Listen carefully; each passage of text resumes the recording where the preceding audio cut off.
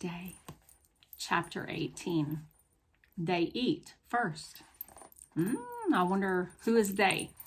Remember, ask yourself a question from the title of every chapter. Kind of gives you something to think about while you're reading that chapter. Today is a week and 1 day we've been in this shelter, and it's wearing us all down.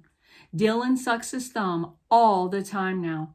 Mama's about chewed her fingernails down to the quick. And Daddy looks like he's shrinking inside of himself.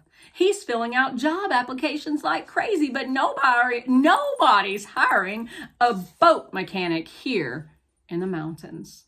The truth is, even though Daddy's always been able to fix anything, I don't know if he's going to be able to fix this. But right now, I'm happy. It's sunny and warm, and the air smells good. We're going back to the park where Baby is. Mama is watching Gabby and her brothers so Miss Alvarez can interview for a job today. I've got some scrambled egg and toast wrapped up in a napkin for Baby. We pass the pole with the flyer about the Firefly Girls meeting. I stop and look at it again. The meeting was last night. In the daylight, I can see the girls in the photo better. They look so happy and excited the way I always felt in my troop back home. I do a quick calculation in my head. They'll be selling gourmet brownies soon. It's my favorite time. Which makes me kind of feel pretty sad though. But then, to perk myself up, I promise as soon as we're in a real home, I'll find a Firefly Girls troop to join. We cross to the park. Dylan and Ricky whoop and holler, race you to the monkey bars. Luke tries his best to keep up. Mama smiles for the second time. I smile too. She takes my hand and squeezes it 3 times. Our I love you code. It's going to be a good day. Mama sits on a bench by the monkey bars, pushes up the sleeves on her shirt and tips her face up to the sun. She hums a little tune under her breath. The sun is so warm on my back, I can't imagine it ever snowing again. Let's go look for leaves, Gabby says. What for? I ask, looking over at the bathroom. I want so much to see Baby. I told the librarian I'd bring her some for a craft she's doing in her story time tomorrow. Gabby holds up a plastic grocery bag. I sigh. Okay, but I got something I need to do first. Mama? I say, me and Gabby are going to look for leaves. Gabby and I, Mama corrects. And don't go too far. Stay where I can see you. She closes her eyes again. I motion for Gabby to follow me over to the bathroom. Gabby laughs. You drank too much orange juice this morning? Ha ha, I say, you'll see. We trot across the grass, leaves crunching under our feet. What if Baby's not there anymore? My heart speeds up and so do my feet. Geez, Piper, you must be about to wet your pants, Gabby says, trying to keep up. I skid to a stop and peer into the dark corner. My heart drops. At first, I don't see him or the duffel bag. Did somebody take them or did the old woman Jewel come back? And then I hear a little yip. I look behind the big garbage can and there they are. Baby and the duffel bag. My heart leaps up. The little dog pulls his lips back and smiles right back at me. I kneel down. Morning, Baby, I say softly. Are you hungry? I take the napkin with the scrambled egg and toast out of my pocket and hold it out. Oh, so slowly. Baby leaves his bed on top of the duffel bag. He takes 1 step toward me and away from the bag, and then another. Come on, I coax. Come eat. Baby looks back at the safety of his bed and at my hand holding the food. He holds up 1 dirty white paw with indecision. I know just how that feels. It's okay. I murmur to him the way Mama does to me when I'm sick or sad. It's okay, Baby. Using Mama's comfort voice, Works. Baby takes one big leap and lands right in my lap. He buries his little face in the food-filled napkin and eats. Oh my gosh, Gabby breathes. He's so cute. I'd forgotten all about Gabby. She squats down next to me. Baby glances up at her, gives his tail a quick wag, and goes right back to eating. Who does he belong to? Gabby asks. This homeless lady named Jewel. I think they live here in the park. Gabby glances around. Where is she? Very gently, I stroke Baby's back. His fur is wiry in places and soft in others. This other lady, Ree, told me that Jewel got real sick and had to be taken to the hospital. Poor thing, Gabby says. I'm not sure if she means the dog or the woman. I feel bad for both of them. Gabby brightens.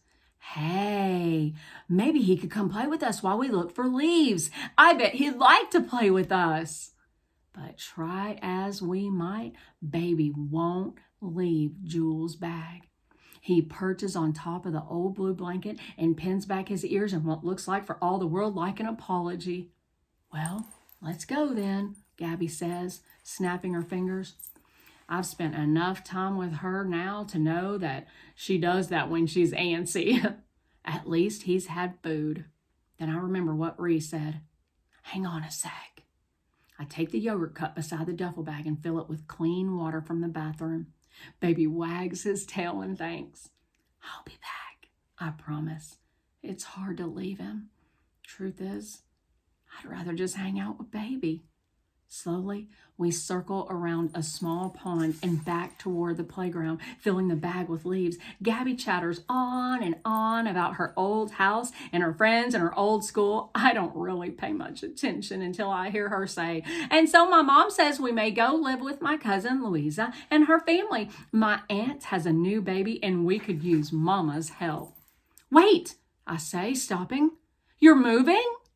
Well, yeah, Piper, Gabby says, throwing me a sideways look. You think we want to stay in the shelter forever? But I thought you were going to live at the family shelter and we'd stay friends and maybe go to the same school. And a family shelter is still a shelter, she snaps. My heart sinks. I glance over toward the bathroom. That woman, Ree, and her dog, Ajax, are over there. I nod toward the bathroom building. That's Ree. I'm going to let her know that I fed Baby. Gabby frowns. She looks kind of scary. She's okay, I assure her. At least I think so. Hey, I say, walking up behind Ree. She's holding Baby in her lap, whispering things that I can't hear. Ree looks up at me. Hey yourself.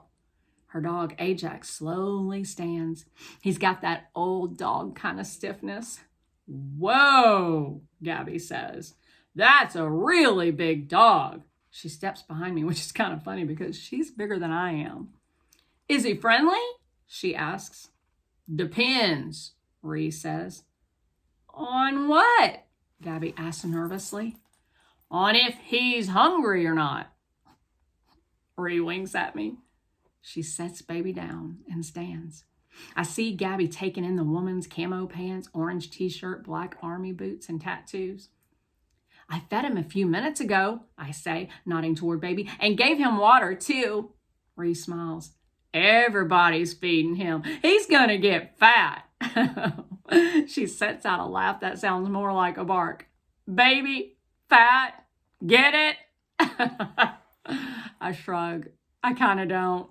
What if that old lady doesn't come back? Gabby asks. Ree narrows her eyes at Gabby. Gabby takes a step back. I almost do too, but I don't. That old lady has a name. It's Jewel, Ree growls, and she'll come back for Baby. Gabby frowns. She could be dead, you know. Ree shifts and says nothing. Besides, Gabby says in a kind of know-it-all voice I hadn't heard before, she lives here in the park with that little dog. She can't take care of him. She tosses her long black hair. I have a bad feeling about what's going to come out of her mouth next. He'd be better off with a real family. I've seen lots of storms build out over the Gulf of Mexico. The sky gets black and then purple. The wind blows like crazy and thunder rumbles. Then the wind stops. Everything gets still and quiet. And that's when you know the storm's about to unleash its fury. That's exactly what it feels like right now. A real family, re-echoes in a low voice. She takes one step closer to Gabby. She bends down and looks right into Gabby's eyes. You think because Jewel doesn't live in a fancy house that she doesn't love baby? Gabby swallows hard. Well, you think? Ree continues in her storm-building voice. You think that because she lives here in this park, Jewel doesn't do everything she can every day to take care of baby? I only meant... Ree straightens up. You see Linda and Duke over there? She says, pointing to a woman and dog stretched out in the sun on a blanket. And Jerry and Lucky over there? It's the man with the shopping cart and the cat, also enjoying the sunshine. She rests her hand on the top of Ajax's broad head. And me and Ajax standing right here? Gabby nods and doesn't say anything this time. Smart choice. Our animals always, and I mean always, come first. They eat first. They share our blankets when it's cold. If they're sick, we get them help. Ree is working up a good head of steam. And do you know why that is? Gabby shakes her head. Because we love them, Ree practically shouts. And they love us back no matter what. When they look at us, they don't see some raggedy old guy pushing a shopping cart or an ex-drug addict or some faceless old woman. Ree taps her chest with each word. They see us. Silence. It feels like all the oxygen has been sucked out of the air. What's going on here? We all blink at the sound of Mama's voice. Ree glares at Mama. These your girls? Without missing a beat, Mama says, yes, ma'am, they are. She rests a hand lightly on my shoulder. Gabby moves closer to Mama's side.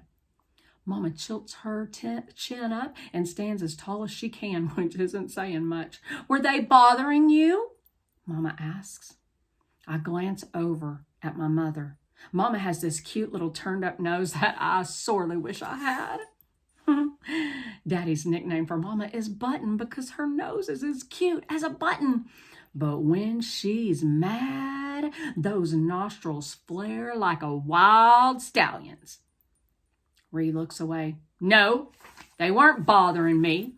I was just explaining to them that people who aren't lucky enough to have a roof over their heads need their pets now more than ever and do their best to take care of them. Mama looks from Ree to Ajax. I don't think she sees baby. Mama nods. I can imagine that's true, she says. She squeezes my shoulder, kind of hard, and says, time to go, girls. As we head back over to the playground, I take a quick look back. Ree and Ajax are watching us. I don't know why, but I raise my hand. After a second, Ree raises her and flashes me a peace sign. Truce. Good thing.